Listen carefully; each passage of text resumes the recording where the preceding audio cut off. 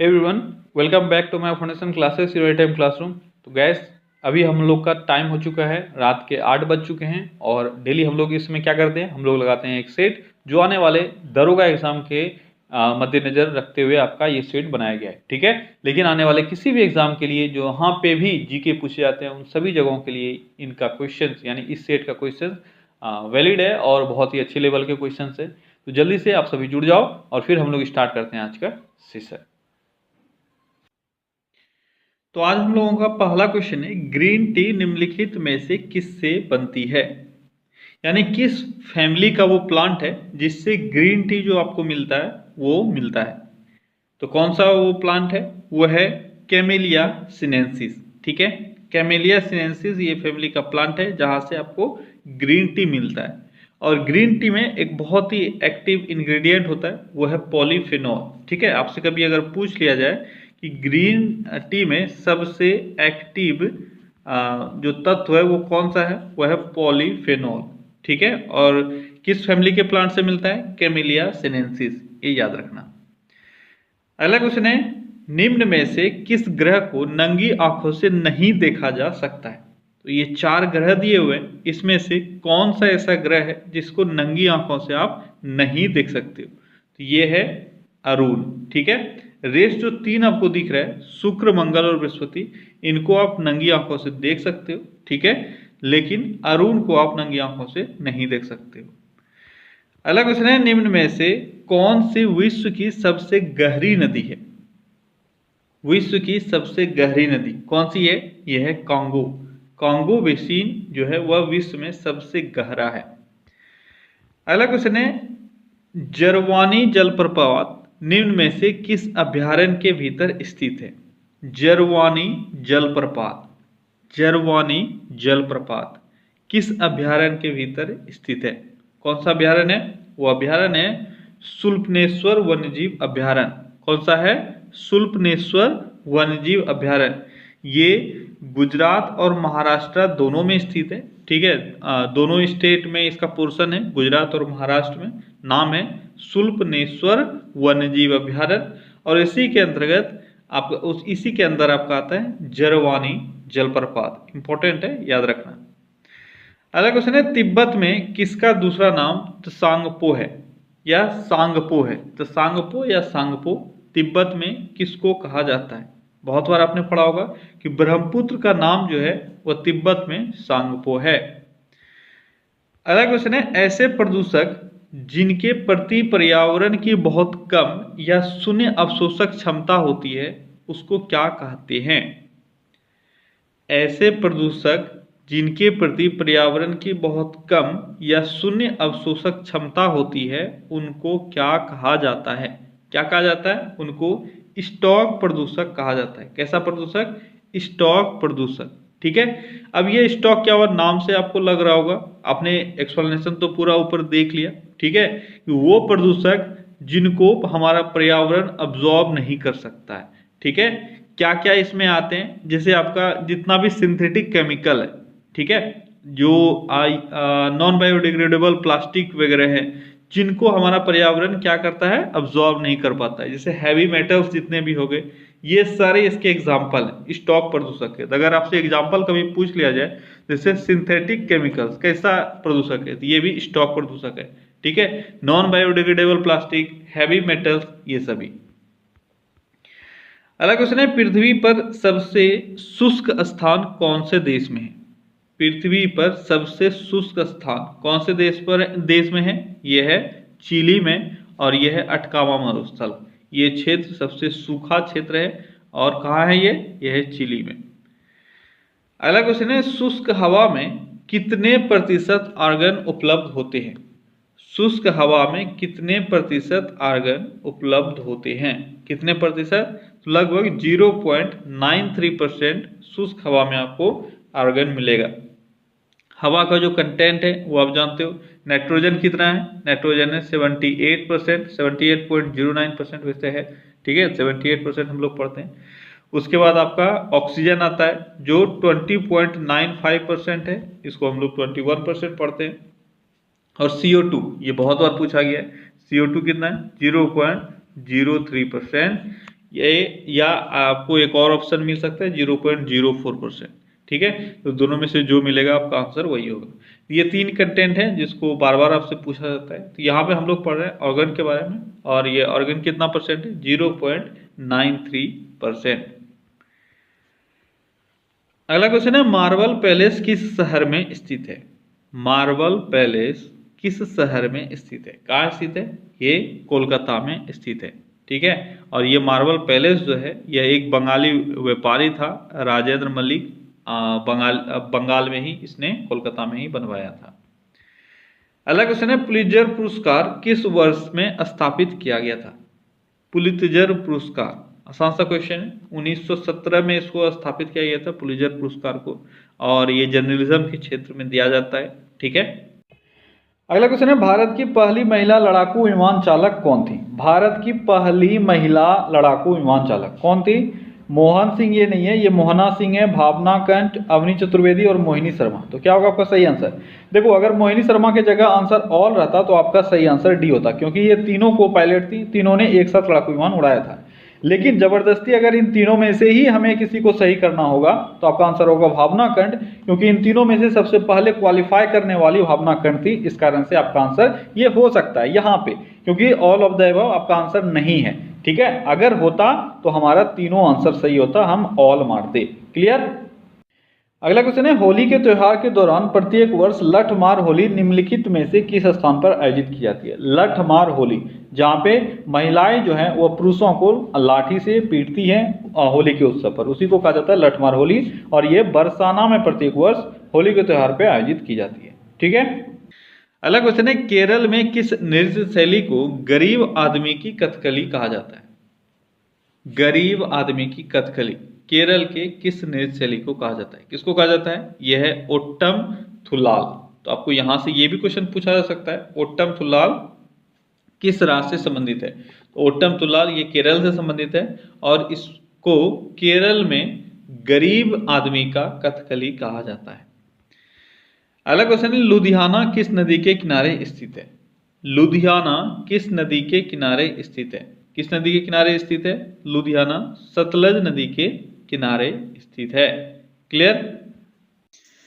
अगला क्वेश्चन है, किस शहर को पेठा नगरी के नाम से जाना जाता है। पेठा नगरी के नाम से, बहुत ही फेमस है पेठा नगरी के नाम से, यह है आगरा। आगरा को पेठा नगरी के नाम से जाना जाता है।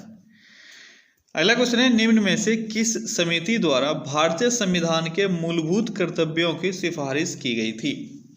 भारतीय संविधान के मूलभूत कर्तव्य, इसकी सिफारिश किस समिति के द्वारा किया गया था, किस समिति के द्वारा, तो स्वर्ण सिंह समिति के द्वारा इसकी सिफारिश की गई थी। अगला क्वेश्चन है, पंचायतों की शक्तियों, अधिकारों और जिम्मेदारियों को संविधान के किस अनुच्छेद के अंतर्गत स्थापित किया गया। बहुत ही इंपॉर्टेंट क्वेश्चन है, बहुत ही अच्छा क्वेश्चन। पंचायतों की शक्तियों, अधिकारों और जिम्मेदारियों को संविधान के किस अनुच्छेद के अंतर्गत स्थापित किया गया। कौन सा अनुच्छेद है वो है अनुच्छेद, अच्छा ऑप्शन में थोड़ा सा एरर दिख रहा है, ठीक है, FH और ये है G। तो आपका सही आंसर क्या है, आपका सही आंसर है अनुच्छेद 243 G। ठीक है, याद रखना 243 G में क्या है, पंचायतों की शक्तियों, अधिकारों और जिम्मेदारियों को संविधान के इस अनुच्छेद में रखा गया है। ठीक है, और आपको यहाँ पे दिख रहा है FH और M, तो इसके बारे में भी हम लोग जान लेते हैं। ये 243 D जो है ये एग्जाम में आ चुका है, तो FH और M भी आपसे पूछा जा सकता है। तो यहाँ पे सबसे पहले F दिख रहा है, F में क्या है, डिस्क्वालिफिकेशन ऑफ मेंबर्स। ठीक है, यानी पंचायत का जो भी मेंबर है उसको कैसे डिस्क्वालीफाई कर सकते हैं या कैसे वो डिस्क्वालीफाई हो सकता है, तो ये है आपके F में। ठीक है, तो F से याद रखना फेल, क्या याद रखोगे, फेल। तो कोई भी मेंबर फेल कैसे हो सकता है, ये F में दिया हुआ है। ठीक है, H में क्या है, तो H में है कि जो पंचायत है वह किसी भी सर्टेन चीज़ों को लेकर कैसे पैसों को कलेक्ट करे, फंड कलेक्ट करे, टैक्स इम्पोज करे। ठीक है, तो अगर आपसे पूछा जाए कि पंचायत का पावर टैक्स लगाने का या फंड को एकत्रित करने का किस में है, यह है H में। ठीक है, और इसके बाद G आपने देख लिया, और एक दिख रहा है M। एम में क्या है, बहुत ही इंपॉर्टेंट है और इसको खासकर आपको अच्छे से याद रखना है, क्योंकि आपने अनुसूची में भी इसके जो डिटेल है वो अलग से पढ़े हुए हैं। ठीक है, अनुच्छेद 243 एम में है, कहाँ पंचायती राज व्यवस्था लागू नहीं होगा। ठीक है, जो भी पंचायती राज के तहत प्रावधान दिए हुए हैं कहाँ पे लागू नहीं होगा उसका चर्चा एम में किया गया है कि कुछ ऐसे क्षेत्र होंगे जहाँ पे ये लागू नहीं होगा। फॉर एग्जाम्पल, आपका जितना भी ट्रैवल एरिया होता है, ठीक है, ट्रैवल एरिया जितना भी है वहाँ पे ये लागू नहीं होता है। खासकर 4 स्टेट है जो आपने पढ़ा है, मेघालय, नागालैंड, मिजोरम और मणिपुर।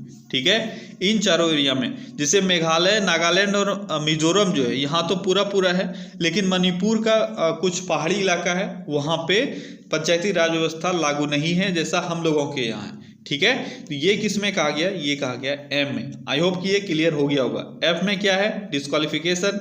एच में क्या है, टैक्स, यानी पंचायत राज जो टैक्स लगाती है उसका व्यवस्था। जी में क्या है, जी में तो आपको दिया हुआ है पंचायतों की शक्तियों, अधिकारों और जिम्मेदारियों का वर्णन है। और एम में क्या है कि कहाँ पे पंचायती राज का प्रावधान लागू नहीं होगा, ये एम में कहा गया है। ठीक है, अगला क्वेश्चन है, भारतीय संविधान में अनुच्छेद 323 ए निम्नलिखित में से किस मुद्दे से संबंधित है। अनुच्छेद 323 ए किस मुद्दे से संबंधित है? प्रशासनिक न्यायाधिकरण से। किससे संबंधित है? प्रशासनिक न्यायाधिकरण से। अगला क्वेश्चन है, मूलभूत अधिकार भारत के संविधान के किस भाग के अंतर्गत आते हैं? मूलभूत अधिकार किस भाग में आता है? 4, 2, 6 उपर्युक्त में से कोई नहीं। आपका आंसर क्या होगा? उपर्युक्त में से कोई नहीं, क्योंकि मूलभूत अधिकार है भाग 3 में, जो आपके अनुच्छेद 12 से लेकर 35 तक है। ठीक है, 12 से लेकर 35 तक, इसलिए आपका यहाँ पे वो ऑप्शन में है नहीं, तो आपका आंसर हो जाएगा डी। क्लियर? अगला क्वेश्चन क्या है? अगला क्वेश्चन है, कालाराम मंदिर आंदोलन किसके द्वारा शुरू किया गया? कालाराम मंदिर आंदोलन, ये एक आंदोलन है, कालाराम मंदिर आंदोलन, ये किसके द्वारा शुरू किया गया था? तो ये B.R. अम्बेडकर के द्वारा शुरू किया गया था। अगला क्वेश्चन है, प्राकृतिक रबड़ बहुलक है। प्राकृतिक रबड़ किसका बहुलक है? तो प्राकृतिक रबड़ आइसोप्रीन का बहुलक है। किसका बहुलक है? आइसोप्रीन का। अगला क्वेश्चन है, कागज उद्योग में लुगदी को रंगहीन करने के लिए निम्नलिखित में से सामान्यतः किसका प्रयोग किया जाता है? जो कागज का लुगदी, जिससे कागज का निर्माण होता है, उसका कलर मिट्टी के कलर का जैसा या उसमें गंदगियां होती है, ठीक है, तो वो सबको हटाने के लिए किसी एक केमिकल का प्रयोग किया जाता है। आपको बताना है किसका प्रयोग किया जाता है? तो हाइड्रोजन पेरोक्साइड का। किसका? हाइड्रोजन पेरोक्साइड का उपयोग किया जाता है। अगला क्वेश्चन है, सोडियम डैश के उत्पादन के लिए उपयोगी है। इन चारों चीजों में किस चीज के उत्पादन के लिए सोडियम उपयोगी है? खाद, धूम्रबम, शीशा। तो इन सभी के उत्पादन के लिए सोडियम उपयोगी है। अगला क्वेश्चन क्या है? अर्हेनियस एसिड क्या है? अर्हेनियस एसिड क्या है? ऑप्शंस आपके बहुत लेंदी दिख रहे हैं, ठीक है, तो अर्हेनियस एसिड क्या है?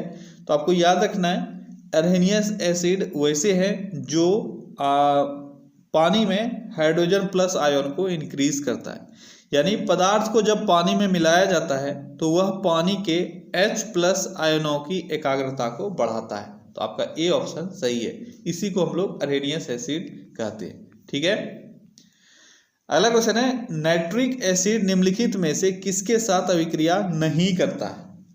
नाइट्रिक एसिड इनमें से किसके साथ अभिक्रिया नहीं करता है?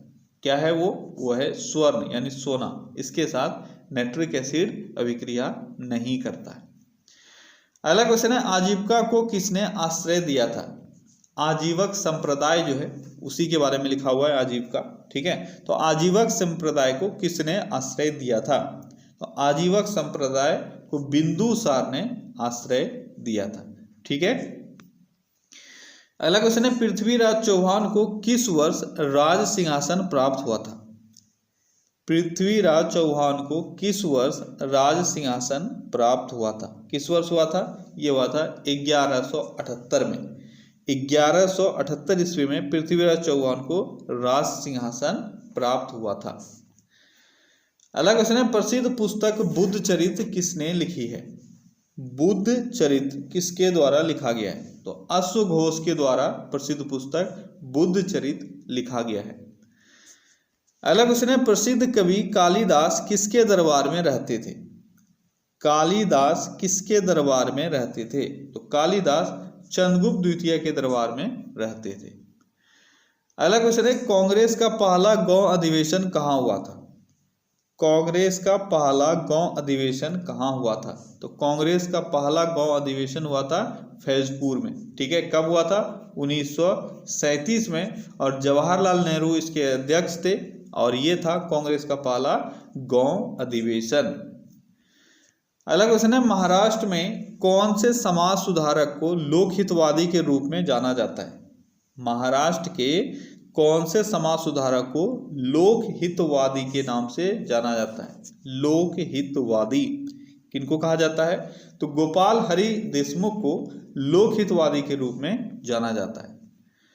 अगला क्वेश्चन है, 1923 में स्वराज पार्टी बनाने के लिए मोतीलाल नेहरू ने किसके साथ मिलने वाला मोतीलाल नेहरू के साथ मिलने वाला कांग्रेस का अन्य नेता कौन था?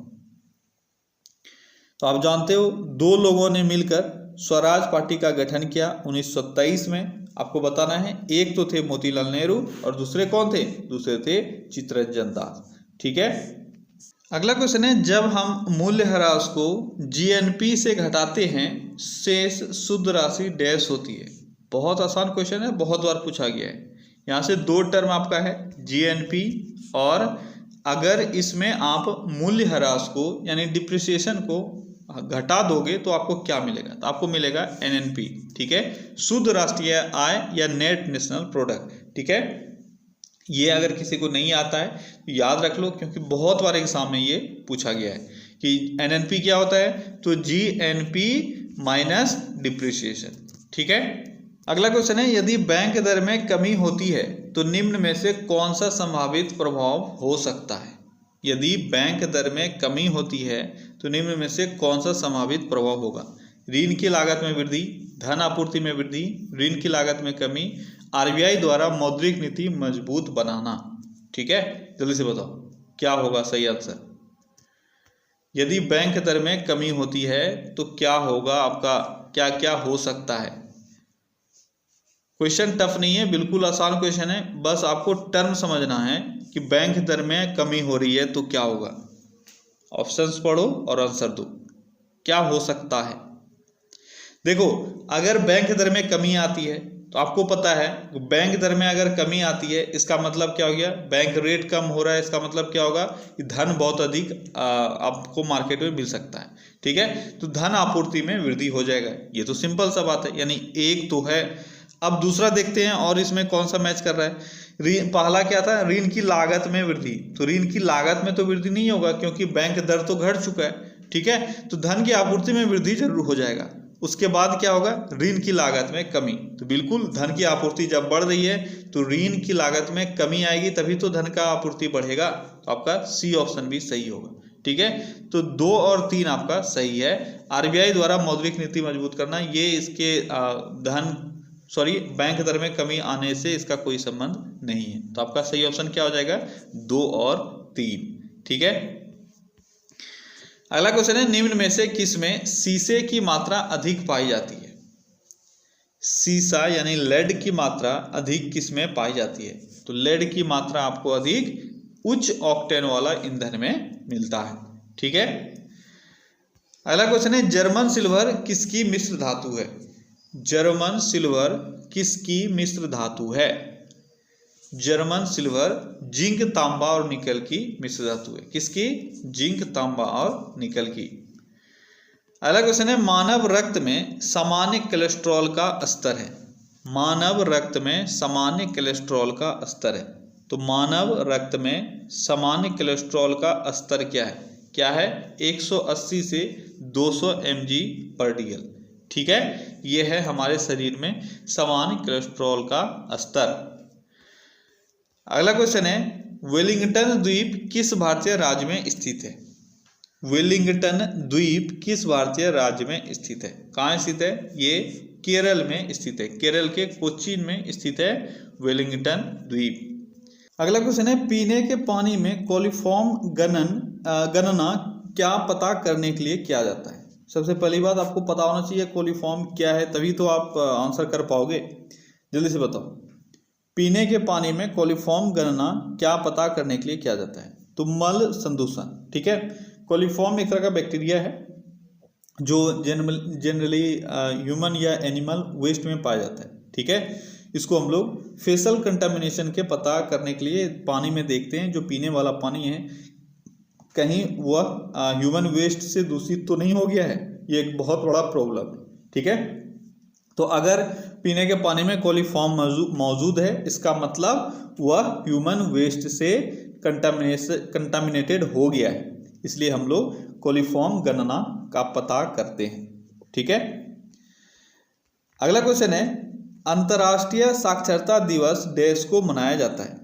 अंतर्राष्ट्रीय साक्षरता दिवस कब मनाया जाता है? 8 सितंबर को अंतर्राष्ट्रीय साक्षरता दिवस मनाया जाता है।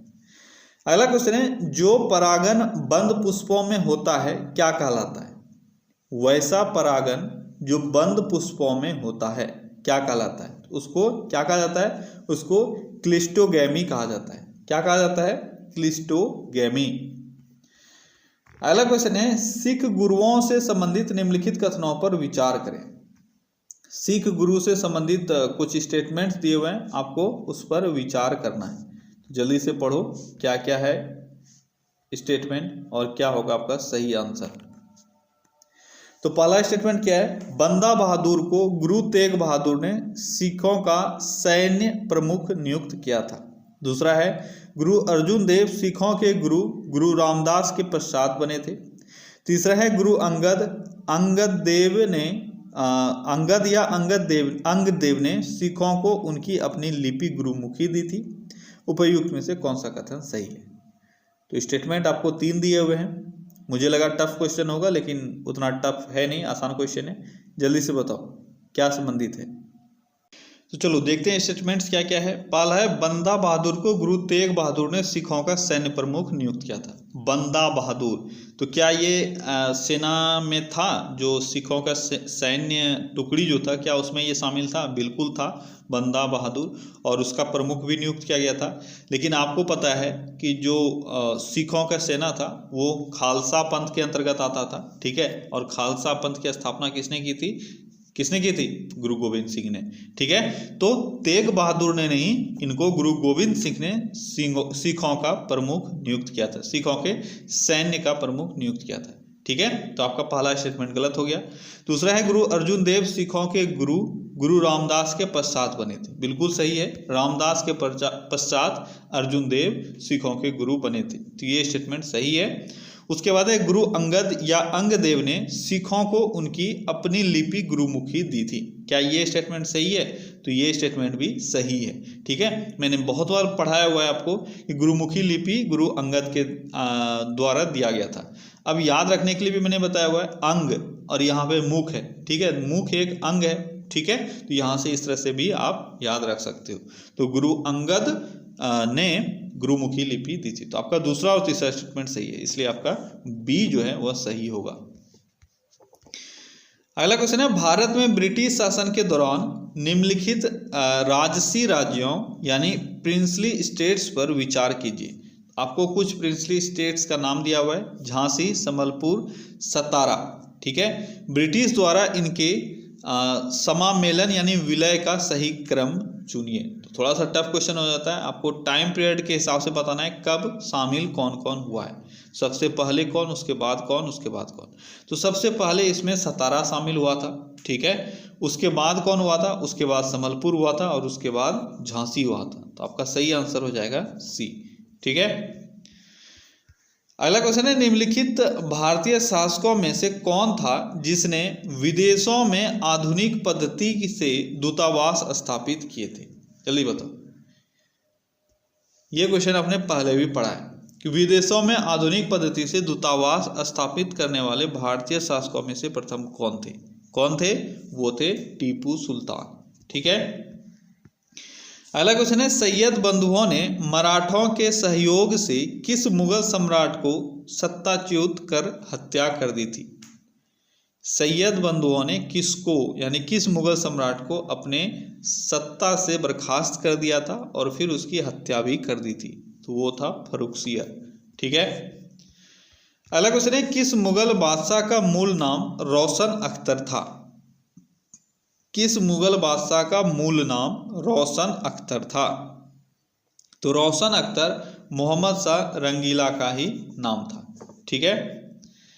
अगला क्वेश्चन है, भारत पर आक्रमण करने वाले किस ईरानी शासक को ईरान का नेपोलियन कहा जाता है?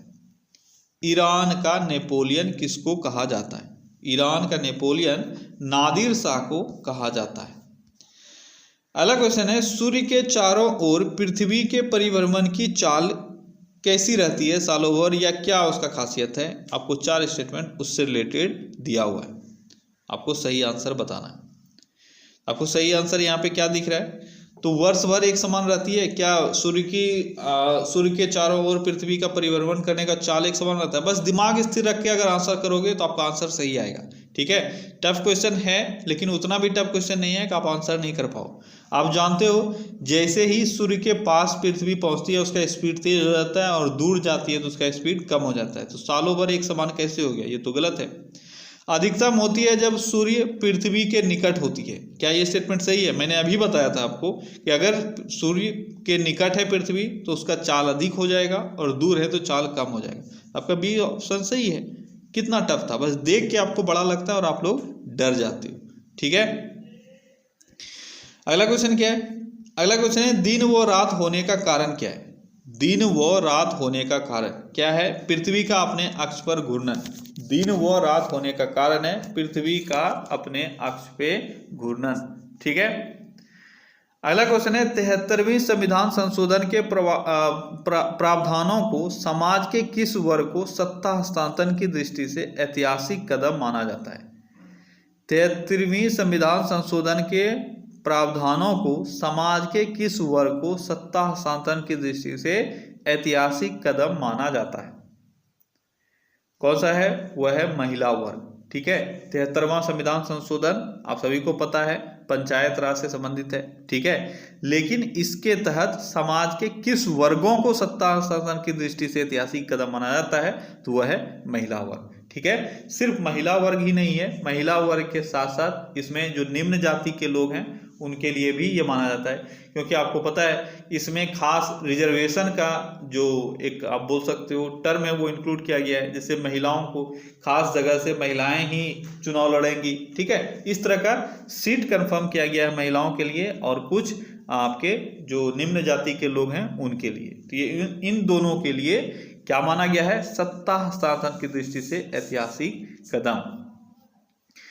अगला क्वेश्चन है, पंचायती राज संस्थाओं में महिलाओं तथा दुर्बल वर्गों के अधिक प्रतिनिधित्व के समर्थक थे।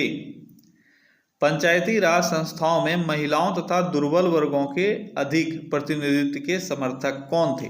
कि पंचायती राज में महिलाओं और दुर्बल वर्गों का अधिक प्रतिनिधित्व होना चाहिए, इसके समर्थन में थे राजीव गांधी। ठीक है। अगला क्वेश्चन है, कोंकण तट कहां से कहां तक विस्तृत है? कोंकण तट कहां से कहां तक विस्तृत है? कोंकण तट गोवा से दमन तक विस्तृत है। अगला क्वेश्चन है, न्यू मूर द्वीप कहां है? न्यू मूर द्वीप कहां है? न्यू मूर द्वीप बंगाल की खाड़ी में है।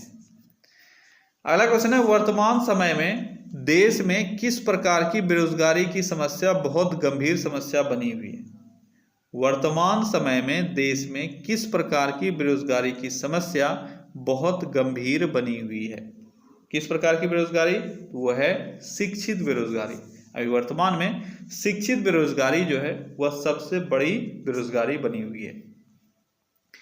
अगला क्वेश्चन है, नीति आयोग गरीबी रेखा का निर्धारण पोषण आवश्यकताओं के आधार पर निर्धारित करता है। इसके अनुसार ग्रामीण क्षेत्रों में 2400 कैलोरी प्रतिदिन से कम प्राप्त करने वालों को गरीबी रेखा के नीचे माना जाता है। अब आपको बता रहे हैं नगरीय क्षेत्रों के लिए यह कैलोरी अंतर्ग्रहण क्या है। बड़ा सा क्वेश्चन है पर बहुत ही छोटा सा आंसर है। सिंपल सा आपसे एक लाइन में भी यहाँ पे क्वेश्चन पूछा जा सकता था कि नगरों में मिनिमम कैलोरी कितना निर्धारित किया गया है गरीबी रेखा से ऊपर रहने के लिए, या उतना कैलोरी से नीचे आएगा तो गरीबी रेखा से नीचे आ जाएगा। सिंपल सा एक क्वेश्चन है, जल्दी से बताओ क्या होगा सही आंसर। सही आंसर होगा 2100 कैलोरी। तो आपको याद रखना है ग्रामीण क्षेत्रों में 2400 कैलोरी और शहरी क्षेत्रों में 2100 कैलोरी आवश्यक होना चाहिए प्रत्येक नागरिक के लिए। अगला क्वेश्चन है खो खो में कितने खिलाड़ी एक टीम में होते हैं। खो खो में कितने खिलाड़ी एक टीम में होते हैं। कितने खिलाड़ी? 9 खिलाड़ी। ठीक है। अगला क्वेश्चन है किस ग्रुप के खेलों में प्रत्येक पक्ष में खिलाड़ियों की संख्या सर्वाधिक होती है। यानी ये जो 4 खेल दिए हुए हैं इन चारों में से आपको बताना है कि प्रत्येक पक्ष में सबसे अधिक खिलाड़ी किस खेल में होता है। इसके लिए आपको चारों का आंसर आना चाहिए कि चारों में कितने कितने खिलाड़ी होते हैं, इसलिए ये क्वेश्चन थोड़ा सा टफ आपके लिए हो जाता है। तो फुटबॉल आपको पता है 11 खिलाड़ी होता है। रग्बी फुटबॉल में कितना होता है? 15 होता है। हॉकी में 11 होता है और आइस हॉकी में 6 होता है। तो आपका सही आंसर क्या हो जाएगा? बी, क्योंकि पूछा जा रहा था कि प्रत्येक टीम में सर्वाधिक खिलाड़ी किस में होता है, तो रग्बी फुटबॉल में इसमें 15 खिलाड़ी होते हैं। अगला क्वेश्चन है सुप्रसिद्ध उर्दू शायर मिर्जा गालिब कहाँ के मूल निवासी थे। मिर्जा गालिब कहाँ के मूल निवासी थे? तो ये आगरा के मूल निवासी थे। अगला क्वेश्चन है मगहर नामक स्थान किस महापुरुष से संबंधित है। मगहर नामक स्थान किस महापुरुष से संबंधित है? तो मगहर नामक स्थान कबीर से संबंधित है। किससे संबंधित है? कबीर से। अगला क्वेश्चन है निम्नलिखित अनुच्छेदों में कौन भिन्न वर्ग में आता है। इन चारों में से आपको बताना है भिन्न वर्ग में कौन आता है। कौन आता है? अनुच्छेद 14, 15, 16 और 19। तो आपका सही आंसर है 19। 14, 15 और 16 ये सभी क्या है? ये सभी समानता को दर्शाता है। वहीं पे 19 जो है वह हमारे फ्रीडम से संबंधित है। अगला क्वेश्चन है 1924 ईस्वी में किसके द्वारा ब्रिटिश सरकार से यह मांग की गई कि भारतीय संविधान के निर्माण के लिए संविधान सभा का गठन किया जाए। देखो ईयर आपको दिया हुआ है 1924, इसलिए आपको थोड़ा सा ध्यान से आंसर करना होगा। 1924 ईस्वी में किसने मांग किया था कि भारतीय संविधान के लिए संविधान सभा का गठन किया जाए? तो 1924 में ये मांग किया गया था मोतीलाल नेहरू के द्वारा। ठीक है। अगला क्वेश्चन है विश्व का प्रत्येक पदार्थ अत्यंत सूक्ष्म कणों से मिलकर बना है। आपको बताना है सर्वप्रथम यह किसने कहा था। सर्वप्रथम यह किसने कहा था कि प्रत्येक पदार्थ अत्यंत सूक्ष्म कणों से मिलकर बना है? तो ये कणाद के द्वारा कहा गया था। याद रखने के लिए आसान है, सूक्ष्म कण और कणाद। ठीक है, इसको थोड़ा सा लिंक करके याद कर लेना। अगला क्वेश्चन है वर्ष 1946 में गठित अंतरिम सरकार में उद्योग एवं नागरिक आपूर्ति मंत्री कौन थे। वर्ष 1946 में गठित अंतरिम सरकार में उद्योग और नागरिक आपूर्ति मंत्री कौन थे? कौन थे? तो ये थे, इन तीनों में से देखो कौन थे, ये थे जॉन मथाई। ठीक है, अंतरिम सरकार में बोला जा रहा है उद्योग और नागरिक आपूर्ति मंत्री। ठीक है, यहीं पे आपको जगजीवन राम दिख रहा है। जगजीवन राम क्या थे? ये थे श्रम मंत्री। ठीक है, श्रम मंत्रालय इनके पास था। उसके बाद लियाकत अली खान दिख रहा है, ये थे वित्त मंत्री। ठीक है, और सरदार वल्लभ भाई पटेल ये थे गृह और सूचना प्रसारण मंत्री। ठीक है, गृह मंत्री आप जानते हो। एक और आपको याद रखना है, अगर याद नहीं है तो, पर सूचना एवं प्रसारण मंत्री भी थे अंतरिम सरकार में। और जॉन मथाई उस वक्त उद्योग एवं नागरिक आपूर्ति मंत्री थे। अगला क्वेश्चन है नेहरू द्वारा प्रस्तुत उद्देश्य प्रस्ताव संविधान सभा में कब स्वीकृत हुआ। नेहरू द्वारा प्रस्तुत उद्देश्य प्रस्ताव संविधान सभा में कब स्वीकृत हुआ था? जल्दी से बताओ कब स्वीकृत हुआ था? तो 22 जनवरी 1947 को। बहुत ही अच्छा क्वेश्चन, बेहतरीन क्वेश्चन है।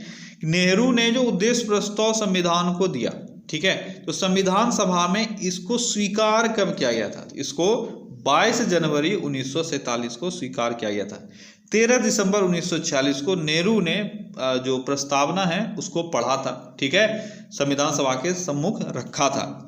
और 11 दिसंबर आपको दिख रहा है। आपको पता है 3 डेट बहुत इंपॉर्टेंट है, 9 दिसंबर, 11 दिसंबर, 13 दिसंबर। 9 दिसंबर को संविधान सभा का पहला बैठक हुआ, ठीक है। सच्चिदानंद सिन्हा उसमें अध्यक्ष चुने गए टेम्पररी। उसके बाद 11 दिसंबर को दूसरा बैठक हुआ और इसमें राजेंद्र प्रसाद परमानेंट अध्यक्ष चुने गए। और 13 दिसंबर को जवाहरलाल नेहरू ने प्रस्तावना को संविधान सभा के सम्मुख रखा और इसी प्रस्तावना को 22 जनवरी 1947 को स्वीकृत कर लिया गया। अगला क्वेश्चन है, एक डॉप्सन कितने माइक्रोमीटर के बराबर होता है? एक डॉप्सन कितने माइक्रोमीटर के बराबर होता है? तो एक डॉप्सन 10 माइक्रोमीटर के बराबर होता है। अगला क्वेश्चन है, आधुनिक खगोल शास्त्र का जनक किसे कहा जाता है? आधुनिक खगोल शास्त्र का जनक किसको कहा जाता है? तो निकोलस कोपरनिकस को आधुनिक खगोल शास्त्र का जनक माना जाता है। अगला क्वेश्चन है, निम्न में से किस विदेशी यात्री को शाक्य मुनि कहा जाता है? शाक्य मुनि किसको कहा जाता है? तो शाक्य मुनि इत्सिंग को कहा जाता है। किसको कहा जाता है? वेनसांग को, सॉरी इत्सिंग को नहीं, वेनसांग को। वेनसांग को शाक्य मुनि कहा जाता है। इसके साथ ही इनका और भी नाम है, इनको यात्रियों का राजकुमार कहा जाता है, नीति का पंडित कहा जाता है, ठीक है। किसको कहा जाता है? वेनसांग, ठीक है। और वेनसांग किसके काल में भारत आए थे? हर्षवर्धन के काल में भारत आए थे। इनका बुक है सीयूकी, ठीक है, सीयूकी, ठीक है। इनका ये बुक है, बहुत बार एग्जाम में आपसे पूछा गया है सीयूकी किसका बुक है? तो वेनसांग का। क्या क्या मैंने इसके बारे में बताया? वेनसांग हर्षवर्धन के काल में आया था। इनको यात्रियों का शाक्य मुनि कहा जाता है, ठीक है। और क्या मैंने बताया? यात्रियों का राजकुमार कहा जाता है, नीति का पंडित कहा जाता है। ये सारे नाम इन्हीं के हैं, ठीक है। अगला क्वेश्चन क्या है? अगला क्वेश्चन है, निम्न में से किस पुस्तक को प्राचीन भारत के इतिहास से संबंधित प्रथम वास्तविक पुस्तक माना जाता है? ये भी अच्छा क्वेश्चन है। प्राचीन भारत के इतिहास से संबंधित प्रथम वास्तविक पुस्तक किसको माना जाता है? तो ये है राजतरंगिणी, ठीक है। राजतरंगिणी को प्राचीन भारत के इतिहास से संबंधित प्रथम वास्तविक पुस्तक माना जाता है, ठीक है। अगला क्वेश्चन है, उत्तराखंड के नए मुख्यमंत्री के रूप में निम्न में से किसने शपथ ली है? तो उत्तराखंड के नए मुख्यमंत्री कौन है? यह है पुष्कर सिंह धामी, ठीक है। कल शायद मैंने इसका गलत आंसर करवा दिया था, वहाँ पे मैंने त्रिवेंद्र सिंह रावत करवा दिया था, जो कि इससे पहले थे। अभी कौन है वर्तमान में? पुष्कर सिंह धामी। अगला क्वेश्चन है, हाल ही में किस फार्मूला 1 ड्राइवर ने Australian Grand Prix F1 race जीता है? तो Australian Grand Prix formula 1 race किसने जीता है? ये जीता गया है लुइस हैमिल्टन के द्वारा।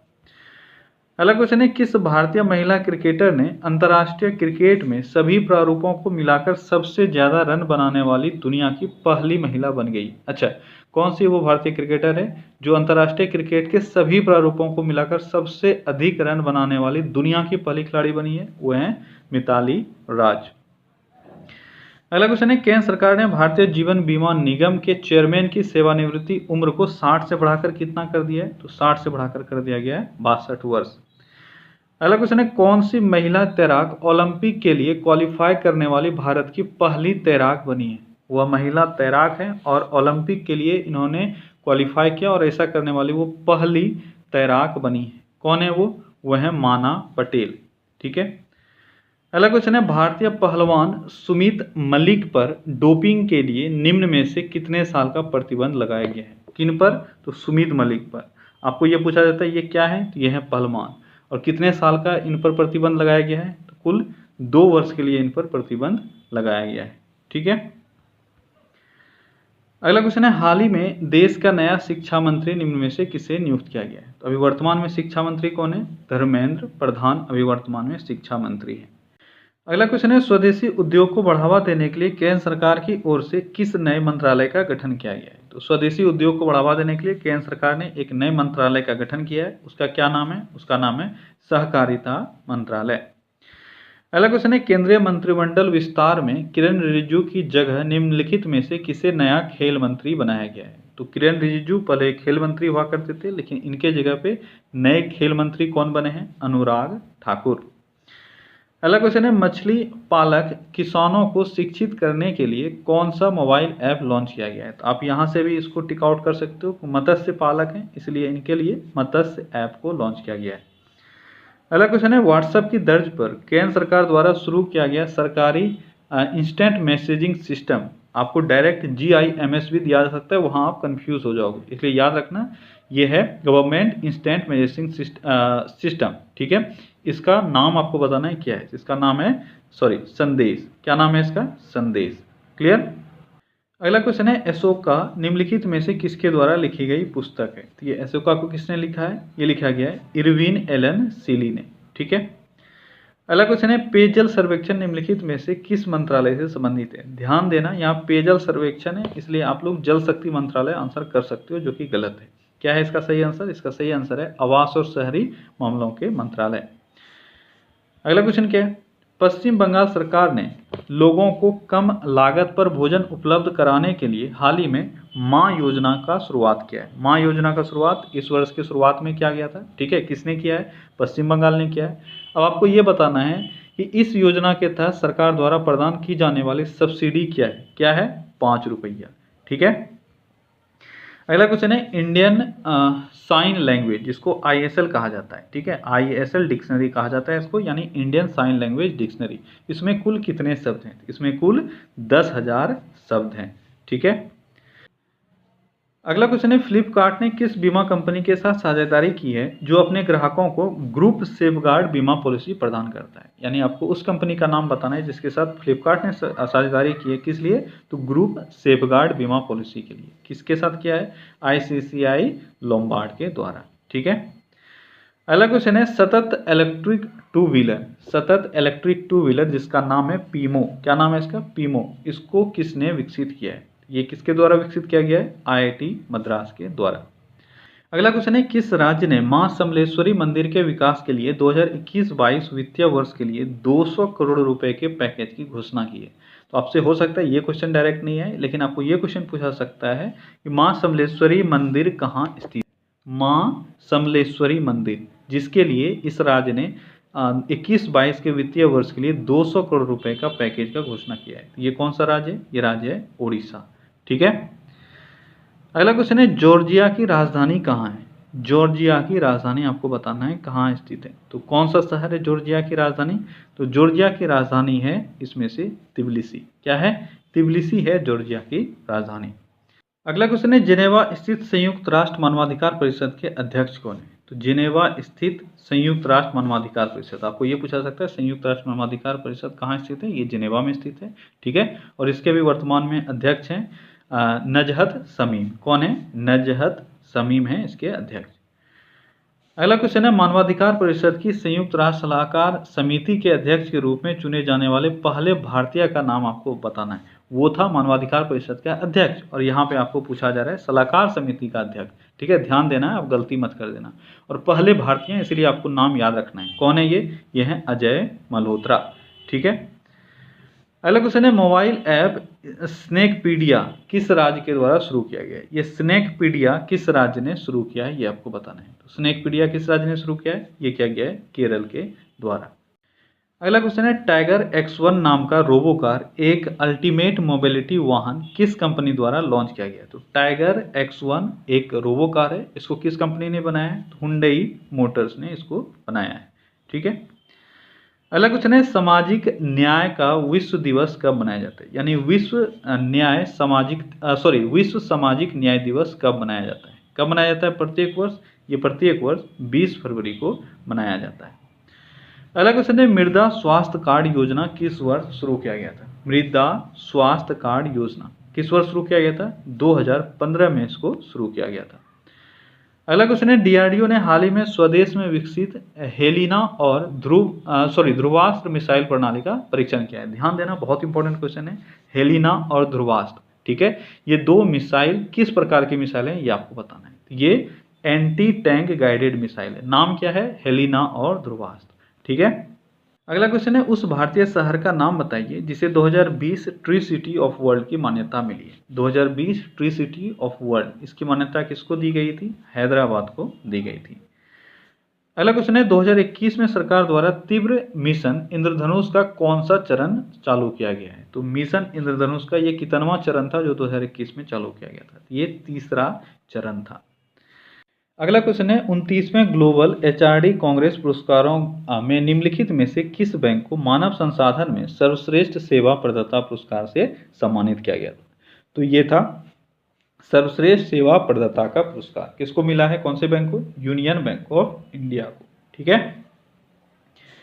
अगला क्वेश्चन है निम्नलिखित में से किसने एक पुस्तक राष्ट्र प्रथम 82 वर्षों की स्वर्णिम गाथा, क्या है पुस्तक का नाम? राष्ट्र प्रथम 82 वर्षों की स्वर्णिम गाथा। इसका विमोचन किसने किया था? अमित शाह के द्वारा ये विमोचित किया गया था। ठीक है।